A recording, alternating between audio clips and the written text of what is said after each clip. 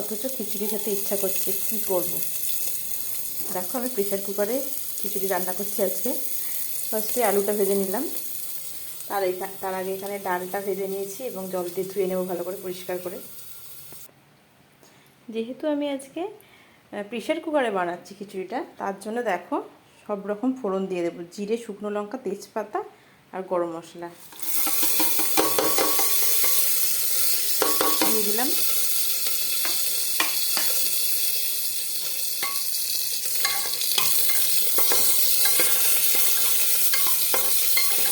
ভালো করে নেড়ে নেব। নেড়ে নেওয়ার পরে কিন্তু আমি এখানে একদম, যেহেতু নিরামিষ করছি, তাই একটু আদা বাটা আর একটু টমেটো দিয়ে দেবো।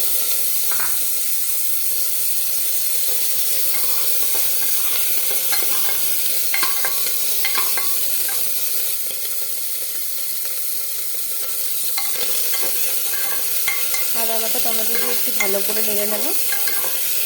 নেড়ে নেওয়ার পর আগে থেকে ভালো করে ভেজে ধুয়ে রাখা মুগ ডাল, আলুটা দিয়ে দেবো এবং চাল দিয়ে ফোটাবো।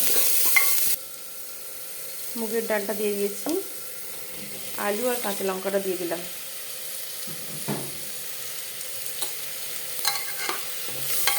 তারপরে কিন্তু আমি এখানে পরিমাণ মতো লঙ্কা, হলুদ আর লবণ দিয়ে দেবো। অল্পই লঙ্কা দেবো, যেহেতু শুকনো লঙ্কা কাঁচা লঙ্কা দুটোই দিয়েছি। হলুদ গুঁড়ো, লঙ্কার গুঁড়ো এবং পরিমাণ মতো লবণ দিয়ে দিলাম।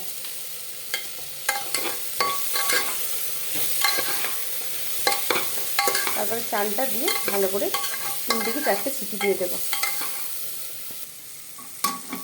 দেখো আমি সব মশলা আলুটা দিয়ে নাড়ছি, তারপরে কিন্তু দিয়ে দিলাম চাল।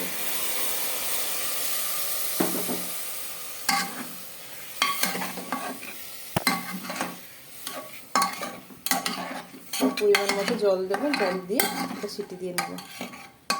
দেখা যাক কেমন খেতে হয়, তোমার সাথে শেয়ার করছি।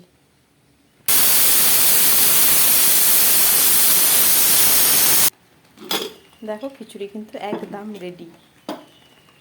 দারুণ লাগছে, দারুণ ঝটপট খিচুড়ি, মাত্র 5 মিনিটে। আর একটা যেটা মোস্ট ইম্পর্টেন্ট পার্ট, যেটা ছাড়া খিচুড়ি অসম্পূর্ণ, সেটা হচ্ছে দেখো মায়াপুরের এই মহাপ্রভু ঘি। এটা সামান্য পরিমাণে দিয়ে দেব, দারুণ একটা স্মেল আসবে, দারুণ খেতে লাগবে।